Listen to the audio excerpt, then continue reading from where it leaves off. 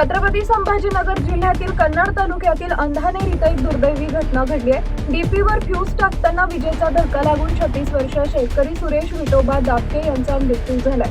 या घटनेमुळे परिसरात हळहळ व्यक्त होत असून त्यांच्या कुटुंबावर दुःखाचा डोंगर कोसळलाय।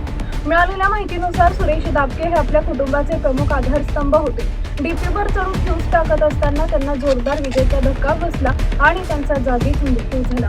या घटनेनंतर ग्रामस्थांनी वीज वितरण कंपनीच्या कार्यपद्धतीवर गंभीर प्रश्न उपस्थित केले। वीज विभागाचे कर्मचारी आणि लाईनमन उपलब्ध असताना एका शेतकऱ्याला हे धोकादायक काम का करावं लागलं असा सवाल उपस्थित केला जातोय।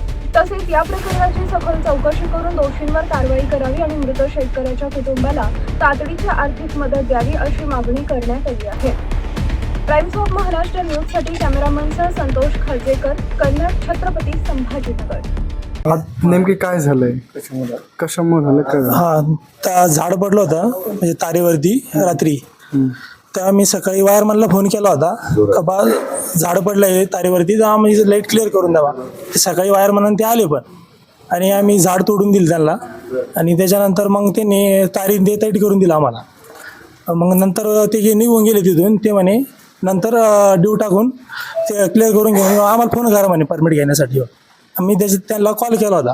कोणाला कॉल केला होता? संदीप चव्हाण वायरमन आमचे, त्यांना कॉल केला। ते म्हणे परमिट घेतलेली म्हणे आम्ही, तुम्ही चढून काम करून घ्या म्हणे तुमचं। तुम्हाला कशावरती चढायला लावलं त्यांनी? डीपीवरती। हा, डीपीवरती काम करून घ्या म्हणे तुमचं। म्हणजे एवढं सविस्तर नाही झालं, फक्त काम करून घ्या तुमचं वरतीचं ड्यू टाकून घ्या म्हणून।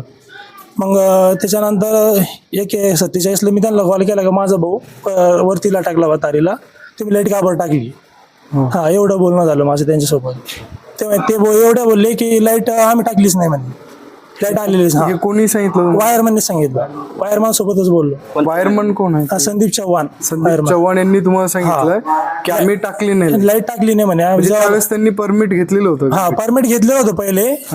नंतर मग तो त्यांनी 2 ड्यू टाकले, एक टाकायचं राहिलं होतं, तेवढं त्याला करंट लागलं, शॉक लागला त्याच्यामध्ये। म्हणजे ते वरती चढलेले होते? हा, वरती चढलेले होते त्यावेळेस। मी तिथं त्यांचे चुलत भाऊ संजीव भाऊचा मुलगा, त्यांचे सगळ्याशी चौकशी केली असता त्यांना परमिट घेतलेला असताना, साधी आणि सोपी गोष्ट आहे, त्यांना परमिट घेतलं। परमिट घेतल्यावर लाईन कोणं टाकली?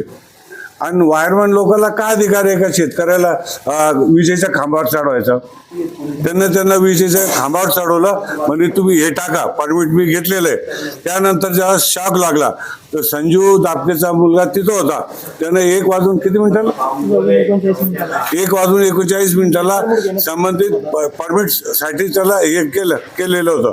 त्यानं विचारबा माझा भाऊवर लटकलेला आहे, तर त्यानं मी लाईन चालू नाही केली असं वायरमॅनचं म्हणणं आहे। मग परमिट घेतलेला असताना लाईन कोणी टाकली? याला जबाबदार वायरमॅन आणि तिथलचा जो इंजिनियर असेल त्यांना दोघांना जबाबदार देण्यात यावं। मी सर्वांच्या वतीने मागणी करतो, त्याच्यात एक वायरमॅन आणि इंजिनियर हे दोघंच जबाबदार पाहिजे। बारला बसेल होता, कोण बसेल होता? वायरमॅन संदीप चव्हाण। मग ते तिथून त्यांनी हे देत होतं का? यांनी जेव्हा कॉल केला याय ना जेव्हा बोलले का तेव्हा तो तिकडेच बसेल होता, म्हणजे तो धामाबेर बसेल होता आणि शेतकऱ्याला तिकडून डीपीवरती चढायला लावलेलं होतं। तिकडून डीपीवर चढायला लावलं, परमिट घेईल तुम्ही काम करून घ्या। आता हॉटेलवाला जो मालक आहे मोठा, तो मालक त्याला घेऊन आला। काय येणारी मागणी काय आहे तुमची? काय वाटतं तुम्हाला? ते नाही मिळालं पाहिजे, आणि वायरमॅन इंजिनियर निलंबित डायरेक्ट। वायरमॅन इंजिनियर गुन्हा दाखल झालेला पाहिजे त्यांच्यावर तर गुन्हा दाखल. वायरमॅनची चुकी म्हणजे चुकी वायरमॅनची, म्हणजे वायरमनच्या चुकीमुळे हे सर्व काही प्रकार घडलेला आहे। इंजिनियर इंजिनियर आणि वायरमन